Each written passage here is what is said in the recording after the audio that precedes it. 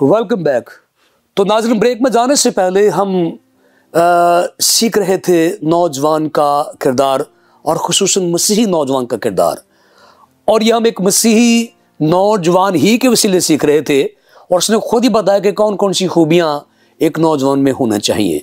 इस सिलसिले को मैं आगे जोड़ूंगा और मैं गुजारिश करूंगा जनाब भाई अंसर सफदर साहब से कि हमारे नाज़रीन को सिखाएं कि मसीही नौजवान का किरदार क्या होता है। जी भाई जी। सबसे पहले तो मैं अपने खुदा बाप का शुक्रगुजार हूँ जी कि जिसने मुझे नौजवानी के अयाम में चुन लिया।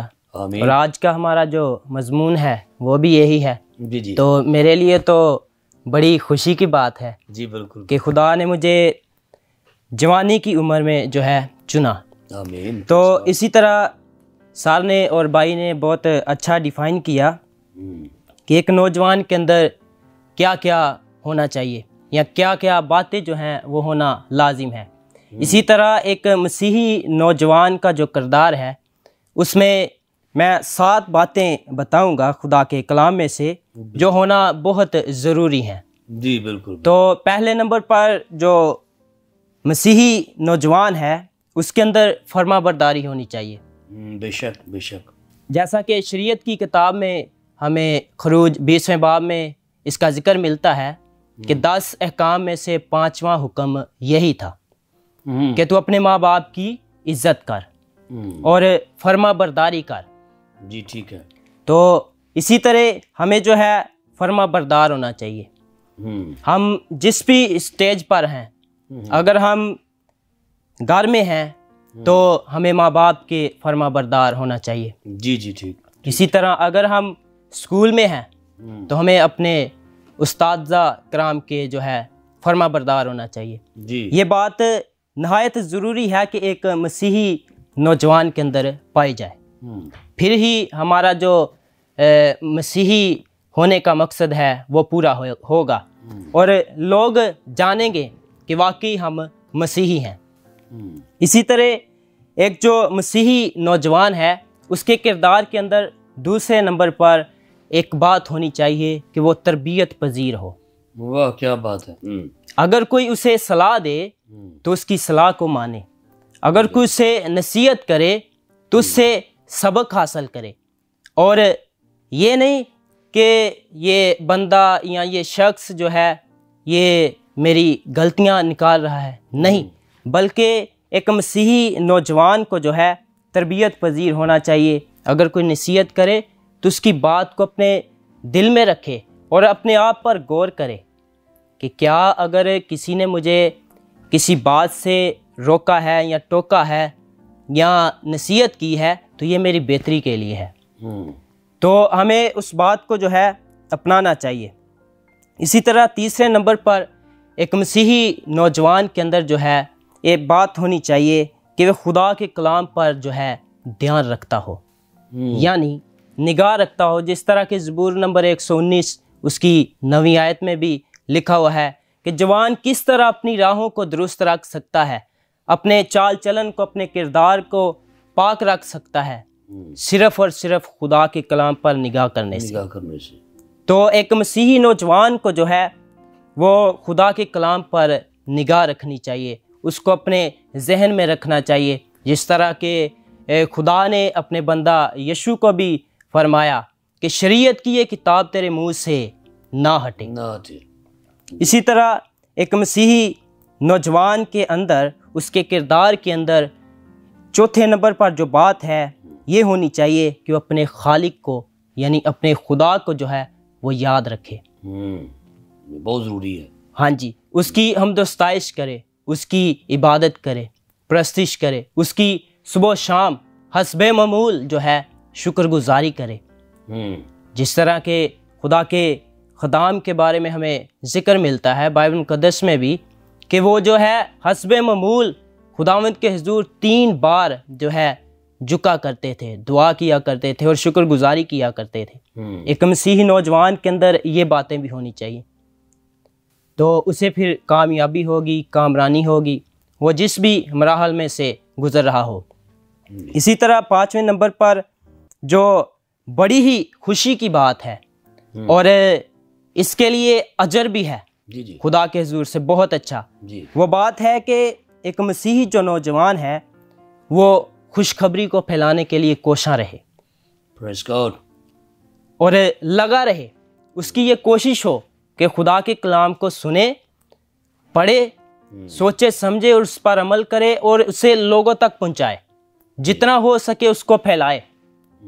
आजकल जो मसीही नौजवान हैं वो इंटरनेट का, मोबाइल का बहुत ज़्यादा इस्तेमाल करते हैं। जी, जैसा कि जो मसीही नौजवान हैं आजकल टिकटॉक का बहुत ज़्यादा इस्तेमाल कर रहे हैं, तो बजाय इसके कि वो जो गाने हैं उन पर टिकटॉक बनाए, चाहिए कि वो बाइबल मुकद्दस में से आयात लें और कोई गीत या ज़बूर लें, उन पर टिकटॉक बना लें।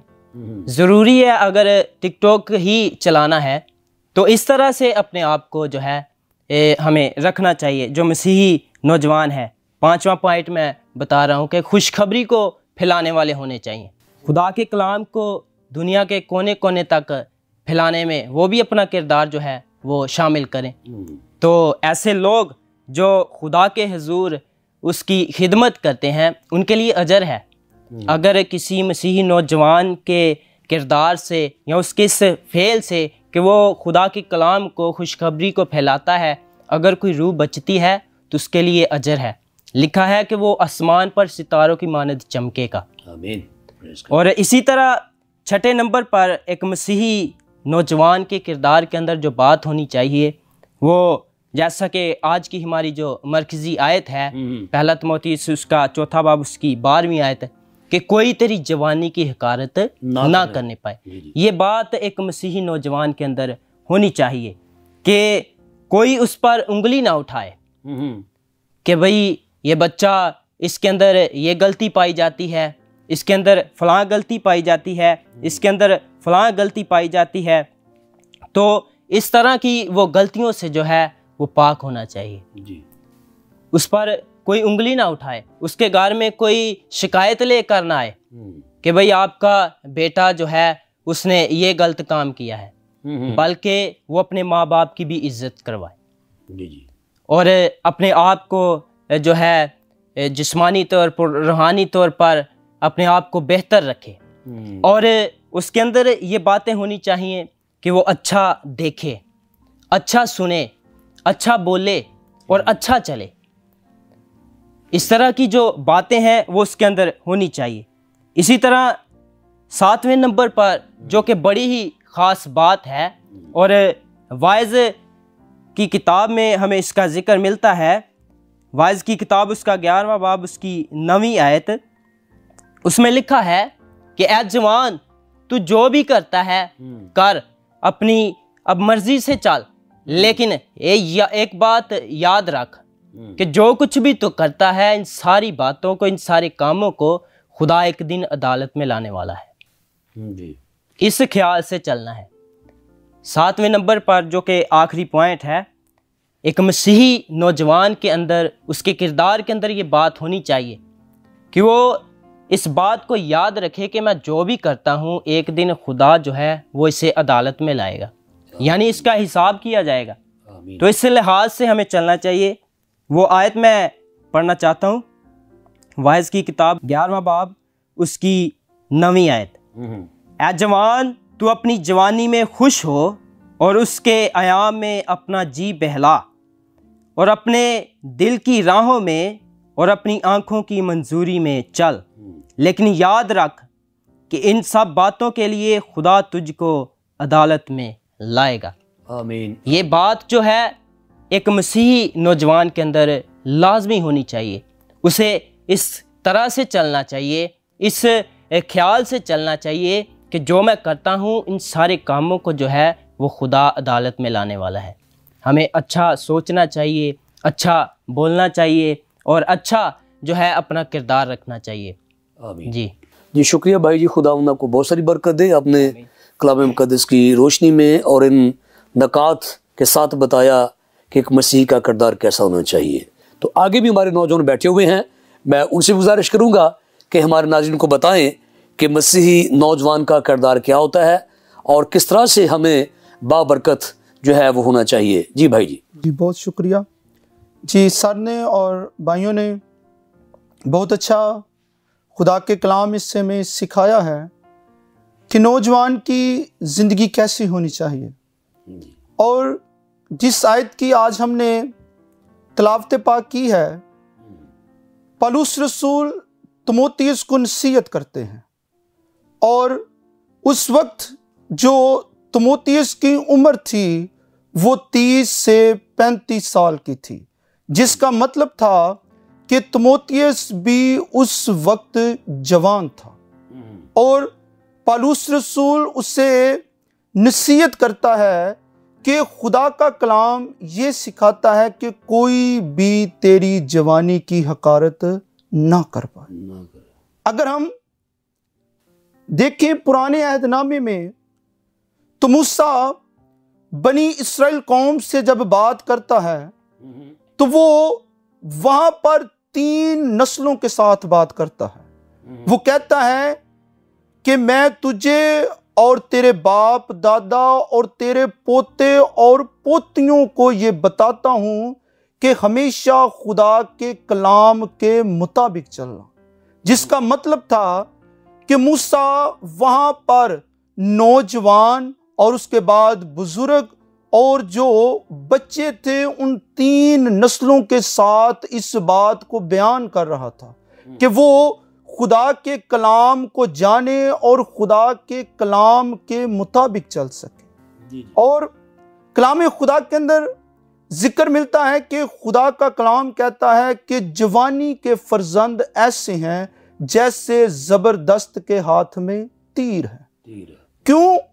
खुदा भी ये चाहता है कि हम जवानी के अय्याम में उसके साथ चलें। खुदा भी ये चाहता है कि हम जवानी के दिनों में खुदा की इबादत करें, हम जवानी के दिनों में अपने महबूद को ज़्यादा से ज़्यादा वक्त दे सकें। अगर हम अपने मुआशरे पर गौर करें तो आज हमारे मसीही बहन भाई जो हैं वो तमाम ऐसे कामों के अंदर अपनी ज़िंदगी को गुजार रहे हैं जो बिल्कुल भी खुदा की नज़र में दुरुस्त नहीं है।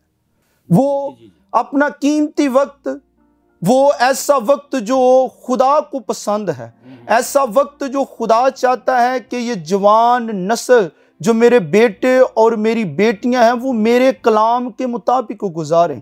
खुदा का कलाम कहता है कि मैं जवानी के फर्जंदों को पसंद करता हूं। अगर हम जवानी के अयाम में खुदा के पास आते हैं तो ये खुदा की नज़र में हमारे लिए ज़्यादा बेहतर है कि हम खुदा को अपना वो वक्त देते हैं जो खुदा को पसंद है।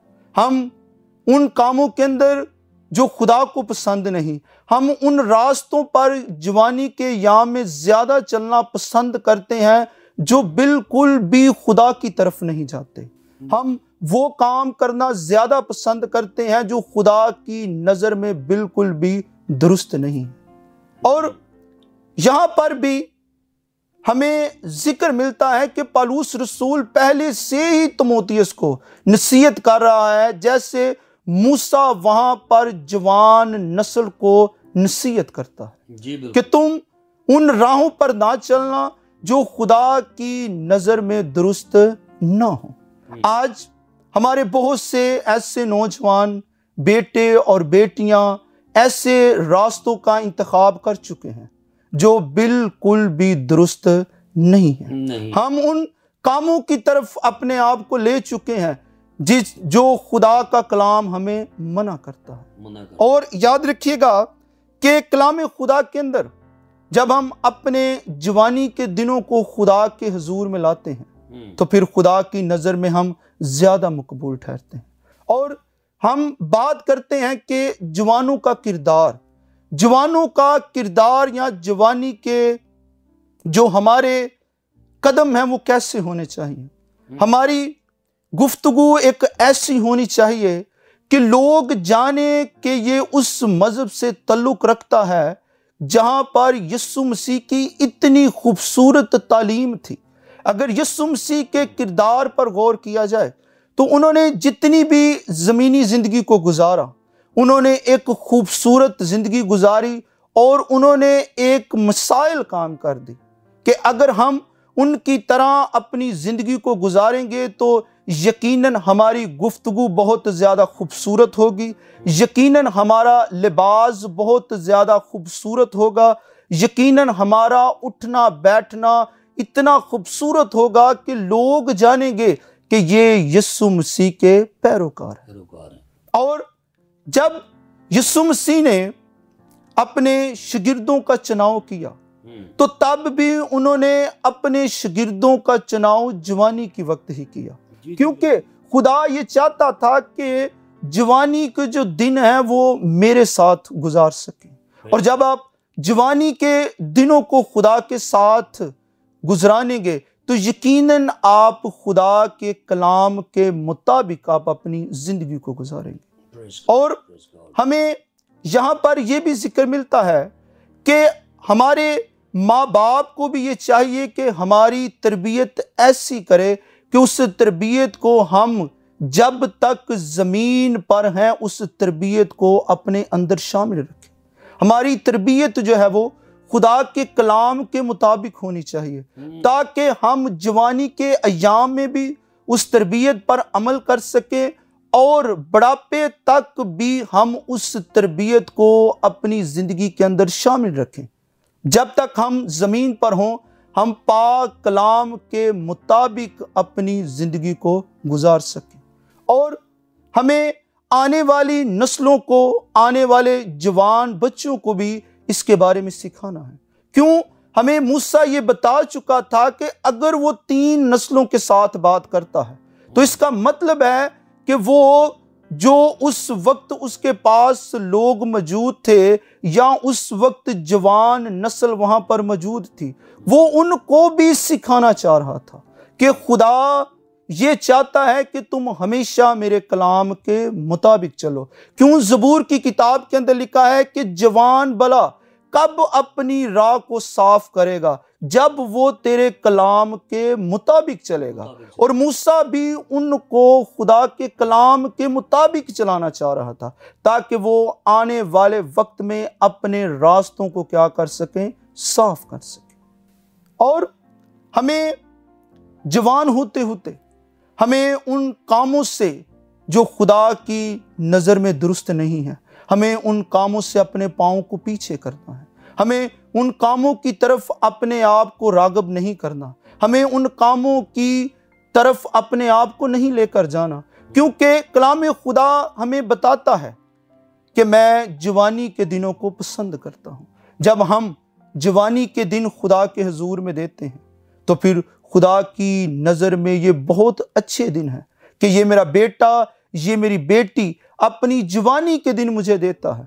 हम में से बहुत से ऐसे लोग हैं जो अपनी जवानी के दिनों को छोड़ देते हैं, लेकिन बुढ़ापे के अयाम में वो खुदा को वक्त देना शुरू कर देते हैं। लेकिन खुदा कहता है कि मैं जवानी के फर्जंदों को ज़्यादा पसंद करता हूँ, जो अपनी जवानी के दिन मेरे हुजूर में लाते हैं, जो जवानी के दिन में मेरे हुजूर में दुआएं करते हैं, जो जवानी के अयाम में मेरी इबादत करते हैं।